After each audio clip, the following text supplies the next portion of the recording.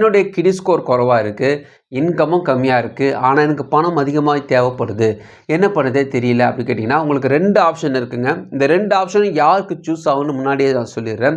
அதாவது அதிகமான பணம் தேவைப்படுறவங்க இந்த 2 ஆப்ஷனில் சூஸ் பண்ணிக்கலாம். வணக்கம், ஜிகே வித் ஜேகே சேனல் மூலம் வரவேற்கிறேன். லோன் தரக்கூடிய பேங்குகளை பற்றியும் ஆப்புகளை பற்றியும் ரிவ்யூஸ் நம்ம பார்த்துட்டு வரோம். அந்த வரிசையில் இன்றைக்கி பார்த்தீங்கன்னா கடன் வாங்காமல் லோன் தரக்கூடிய முக்கியமான ஒரு விஷயத்தை தான் உங்களோட ஷேர் பண்ணிக்க போகிறேன். இந்த வீடியோ பொறுத்த வரைக்குமே 2 விஷயமாக பிரித்து பார்க்க போகிறோம். ஒன்று பார்த்தீங்கன்னா கிரெடிட் ஸ்கோர் குறைவாக இருக்கிறவங்க, அவங்களுக்கு பணம் தேவைப்படுது, அவங்களுக்கு பெருசாக இன்கம் இல்லை, அவங்க ட்ரை பண்ணாலும் எங்கேயும் கிடைக்க மாட்டுது, அப்படி ஒரு சூழ்நிலை இருக்கிறவங்களுக்கான ஒரு முக்கியமான விஷயத்தையும் பார்க்க போகிறோம். அதே நேரத்தில் கடனே வாங்க தேவையில்லை, அதாவது எந்த விதமான லோனும் வாங்க எனக்கு விருப்பமே இல்லை, எனக்கு லோன் ஆப்பில் ட்ரை பண்ணவும் விருப்பம் இல்லை, எனக்கு லோன் வாங்கவும் விருப்பம் இல்லை, எனக்கு ஏதாவது பணம் அவசரத்துக்கு தேவைப்படுது, அப்படி சூழ்நிலை இருக்கிறவங்களுக்கான முக்கியமான விஷயத்தை இந்த வீடியோவில் பார்க்க போகிறோம்.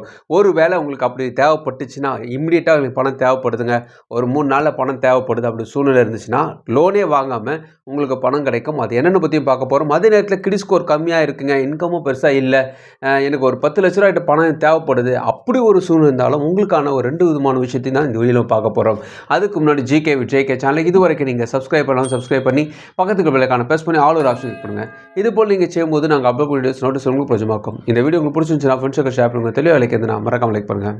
நிறைய பேருக்கு இந்த அவசரத்தில் பணம் தேவைப்படும், அதனால் நான் லோன் ஆப்பில் வாங்கிறதுக்கு எனக்கு பயமாக இருக்குது, லோனு வாங்கவும் எனக்கு ஒரு தயக்கமாக இருக்குது, எனக்கு பணம் தேவைப்படுது, அப்படி சூழ்நிலை இருந்தீங்கன்னா அதை பற்றியும் பார்க்க போகிறோம். சில பேருக்கு கிரெடிட் ஸ்கோரும் கம்மியாக இருக்கும், இன்கமும் கம்மியாக இருக்கும், ஆனால் பெரிய கடன் இருக்குது, அதுக்கு என்ன ஆப்ஷனே தெரியல, எனக்கு ப்ராப்பர் ஐடியாவே இல்லைன்னா அதை பற்றி இந்த வீடியோ டீட்டெயிலாக பார்க்க போகிறோம்.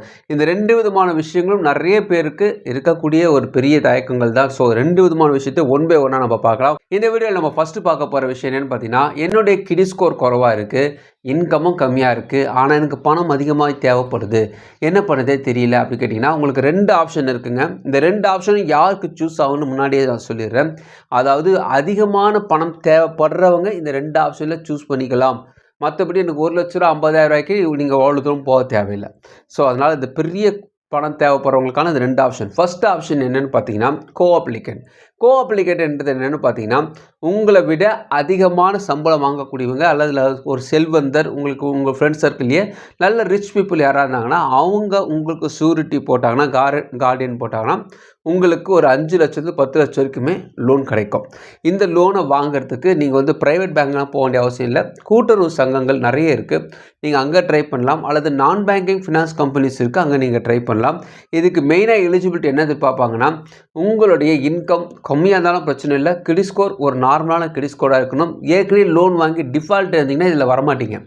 ஒரு வேளை டிஃபால்ட்டாக இருந்தீங்கன்னா அதுக்கு இன்னொரு ஆப்ஷன் இருக்குது, நான் அடுத்து சொல்கிறேன். அது டிஃபால்ட்டாக இருந்தீங்கன்னா இந்த கோ அப்ளிகேட்டில் வரமாட்டீங்க. கோ அப்ளிகேட் சொல்லக்கூடிய அந்த செல்வந்தர் உங்களுக்காக சைன் பண்ணுறாரு, ஒரு கார்டியன் உங்களுக்காக சைன் பண்ணுறாருன்னா அவருடைய மந்த்லி ஸ்டேட்மெண்ட் கேட்பாங்க, பேங்க் ஸ்டேட்மெண்ட் கேட்பாங்க, அவருடைய மந்த்லி ஸ்டேட்மெண்ட் கேட்பாங்க, அவருடைய 2 ஃபோட்டோ, KYC டீட்டெயில்ஸ் எல்லாம் அவர் கொடுக்க வேண்டியிருக்கும். இதை நீங்கள் அப்ளை பண்ணிங்கன்னா உங்களுக்கு கோ அப்ளிகேட் லோன் கிடைக்கும். சரி, ஓகேங்க, யார் தருவா அப்படி கேட்டிங்கன்னா, நான் பேங்கிங் ஃபினான்ஸ் கம்பெனிலேருந்து நீங்கள் கூகுளில் தட்டினீங்கன்னா நிறைய கம்பெனிஸ் வரும். IDFC ஃபர்ஸ்ட் பேங்க்னாலும் சரி, பஜாஜ் ஃபைனான்ஸ்னாலும் சரி, ஸ்ரீராம் சிப்ஸானாலும் சரி, நிறைய பேர் இதில் இருக்காங்க.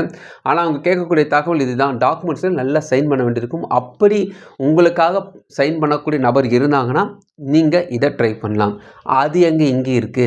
நெக்ஸ்ட்டு அப்படி கேட்டிங்கன்னா, இது இல்லாமல் கோ அப்ளிகேட் லோன் இல்லாமல் இன்னொரு ஆப்ஷன் என்னென்னு பார்த்தீங்கன்னா அடமான கடனை பொறுத்த வரைக்குமே உங்களுக்கு உங்களுடைய சொந்தமாக ஒரு வீடு இருந்துச்சுன்னா அல்லது நிலம் இருந்துச்சுன்னா நீங்கள் லோன் அப்ளை பண்ணி வாங்க முடியும். அதாவது உங்களுக்கு பெரிய கிரெடிட் ஸ்கோர் இல்லைனா கூட இந்த லோன் கிடைக்க வாய்ப்பு இருக்குது. எனக்கு வீடு இல்லை, நிலம் மட்டும் தான் இருக்குது, என்ன பண்ணலாங்கன்னா நிலத்தை பொறுத்த வரைக்குமே நீங்கள் நிலத்தை அடமான வைக்க முடியாது. அப்படி வைக்கிறதா இருந்தால் அதுக்கு சில டேர்ம் அண்ட் கண்டிஷன்ஸ்லாம் இருக்குது.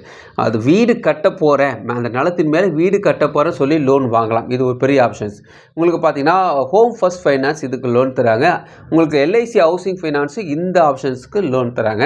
ஸோ இந்த லோனை பொறுத்த வரைக்குமே வீடு கட்டுறதுக்காக நீங்கள் அப்ளை பண்ணி லோனை வாங்க முடியும். உங்களுக்கு ஒரு 10 லட்ச ரூபா தேவைப்படுது, ஆனால் நீங்கள் வீடு கட்டலான்னு சொல்லி ஒரு 15 லட்ச ரூபா வாங்கலாம். அல்லது ஒரு 5 லட்ச ரூபா தேவைப்படுது, வீடு கட்ட போகிறோம் சொல்லி ஒரு 10 லட்ச ரூபா வாங்கிட்டு அந்த 5 லட்ச ரூபா எடுத்து வீடு ஸ்டார்ட் பண்ணி கொஞ்சம் சிம்பிளாக கட்டிக்கிட்டு மீதிக்கிற பைசா வச்சு உங்களுக்கு தேவைகளை நீங்கள் சந்தித்து கொள்ள முடியும். இது ஒரு ஐடியாவை சொல்கிறேன்.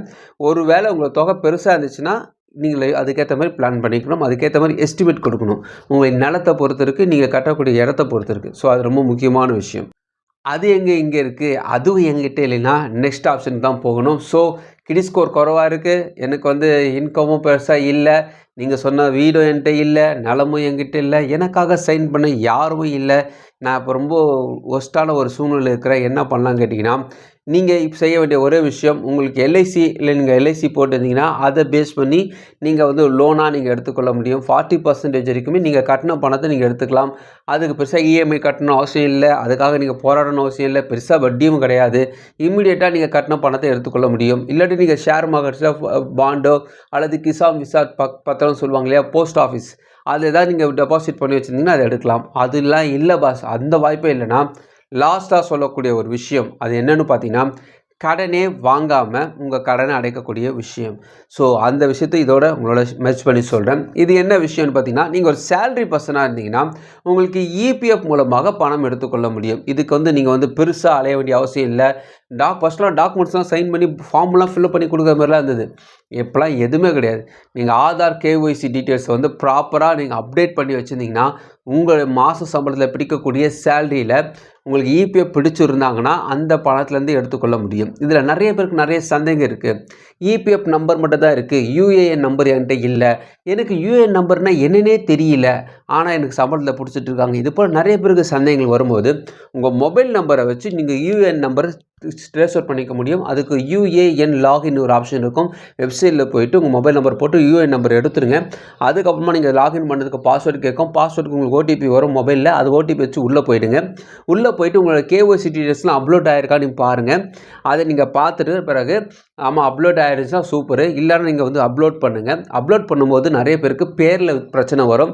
குமார் சின்னு இருக்கும் அவங்களுடைய சேலரி ஸ்லிப்பில், அவங்கள ஆதார் கார்டில் குமார் சின்னு இருக்கும், ஆனால் இபிஎஃப்பில் சி குமார்னு இருக்கும். இது போல் பிரச்சனை இருந்தால் கூட உங்களுக்கு இபிஎஃப்பில் பிரச்சனை இருக்குது. அதனால் இதெல்லாம் நேம்லாம் கரெக்டாக இருக்க மாதிரி எல்லாத்தையும் நீங்கள் அப்லோட் பண்ணி முடித்த பிறகு உங்களுடைய பாஸ்புக்கில் போய்ட்டு உங்கள் பணத்தை நீங்கள் பார்த்துக்கொள்ள முடியும். எவ்வளோ அமௌண்ட் இருக்குதுன்னு பார்த்துட்டு அதுக்கப்புறமா உங்களுக்கு அர்ஜென்ட்டுக்கு தேவைப்படுதுன்னா இல்லிங்னஸ் போட்டு உடம்பு சரியில்லைன்னு சொல்லி நீங்கள் எடுக்கலாம், அல்லது ஹையர் ஸ்டடீஸ் போட்டு எடுக்கலாம், அல்லது எனக்கு வந்து நான் கட்டின அமௌண்ட்டு பெருசாக அமௌண்ட் எனக்கு தேவைப்படுது, ஒரு 5 லட்ச ரூபாய்க்கு எனக்கு தேவைப்படுது, என்ன பண்ணுறதே தெரியல, யார்கிட்ட கேட்க போகிறேன்னு தெரியல, எங்கேயும் கேட்க தேவையில்லை, நீங்கள் கட்டின பணத்துலேயே 90% நீங்கள் எடுத்துக்கொள்ள முடியும். இந்த 90% எடுக்கிறதுக்கு சில டேர்ம் அண்ட் கண்டிஷன்ஸ் இருக்குது. குறைஞ்சது நீங்கள் 3 வருஷமாவது உங்கள் கம்பெனியில் ஒர்க் பண்ணியிருக்கணும். அப்படி இருந்தால் தான் நீங்கள் 90% எடுக்க முடியும். கோவிட்-19 மூலமாக முன்பு கொடுத்துருந்தாங்க, இப்போ அது கொஞ்சம் கம்மி பண்ணியிருக்காங்க. மற்றபடி பார்த்தீங்கன்னா உங்களுக்கு இபிஎஃப்பில் உங்களுக்கு அர்ஜென்ட்டுக்கு அவசரத்துக்கு எடுக்கணும்னா நீங்கள் 3 months ஒன்ஸ் கூட எடுத்துக்கொள்ள முடியும்.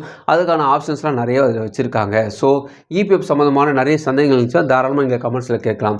இன்றைக்கி நம்ம பார்த்த வீடியோ பொறுத்த வரைக்குமே எல்லா விதத்தையும் நான் ஒரு கலவையாக தான் சொல்லியிருக்கேன். ஸோ உங்களுக்கு இன்கம் கம்மியாக இருந்தாலும் சரி, உங்களுடைய கிரெடிட் ஸ்கோர் கம்மியாக இருந்தாலும் சரி, அதுக்கான ஆப்ஷன் சொல்லியிருக்கேன்.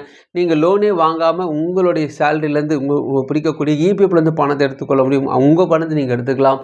அதை பற்றி உங்களுக்கு சொல்லியிருக்கேன். ஸோ இந்த வீடியோ உங்களுக்கு பிரோஜனமாக நினைக்கிறேன். உங்கள் ஃப்ரெண்ட்ஸுக்கு ஷேர் பண்ணுங்கள். உங்களுக்கு பிரோஜனமாக மறுபடியும் பார்க்கலாம். வணக்கம்.